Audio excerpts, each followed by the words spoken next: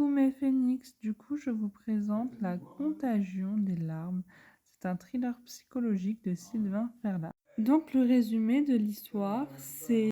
Donc ça se passe en février 2025 et c'est Amaury Castéran qui enquête. Donc c'est un journaliste à Etso, au cœur de la ville d'Aspe. Donc en fait, il cherche à comprendre comment c'est possible que la voiture ait basculé dans le vide. Donc dans ce livre, on va être plongé dans une enquête par rapport à la base à la voiture, mais enfin, Amaury va découvrir du coup qu'il y a plusieurs autres accidents qui ont eu lieu, pas forcément d'une voiture, mais ça peut être d'autres choses, ou on va dire événements non communs. Donc par là, il va vouloir vraiment enquêter et tout va se mettre bout à bout. Du coup, on va petit à petit comprendre ce qui se passe. Euh, donc ça reste un bon thriller psychologique. Sans scène spacey, ce livre est très bien détaillé avec beaucoup d'éléments du passé qui font que on arrive petit à petit à tout emboîter et à comprendre là où l'auteur veut nous mener. Alors, d'habitude, je fais pas ça, mais bon, j'ai quand même envie de le faire.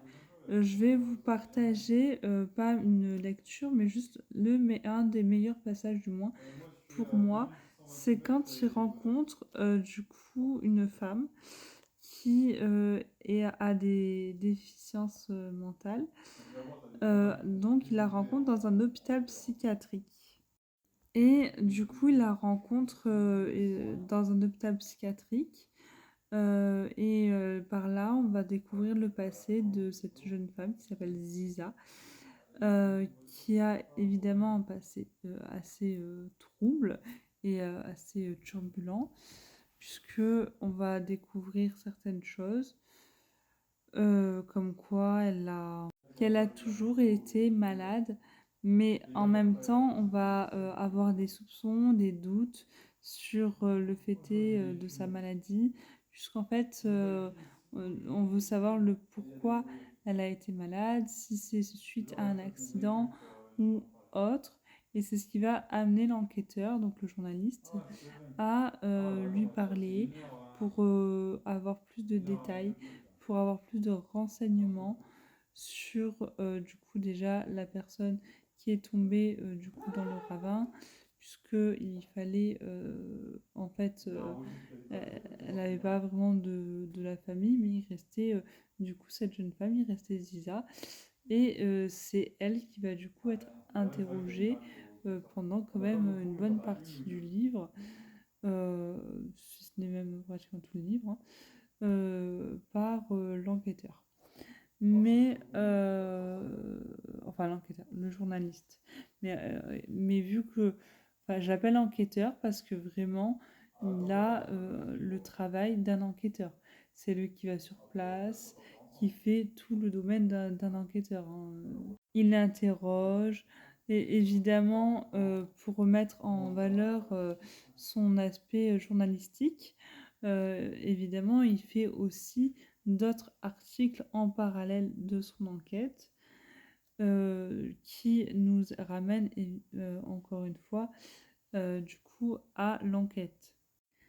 Donc voilà pour l'aspect un petit peu résumé. Si je vous en dis trop, je ne sais pas si vous allez du coup vouloir le lire. Donc je ne peux pas plus en dire. Je vous laisserai plutôt le découvrir. Donc j'ai bien aimé le world building. Évidemment, les personnages, ils sont attachants. Ce n'est pas écrit à la première personne. C'est écrit du coup à la troisième personne. Du coup, voilà, c'est quand même assez important. Les personnages sont bien écrits. Il y a pas mal de rebondissements. Et autre chose que j'ai bien aimé, c'est beaucoup de détails donc, dans ce livre. Alors, je trouvais que c'était pertinent. L'auteur ne laisse rien passer au hasard. Donc, vraiment, tout ce qui est marqué est assez important dans la suite de l'histoire. Ce livre étant un thriller psychologique, il m'a donné du fil à retordre parce que je n'ai pas réussi à trouver le world building.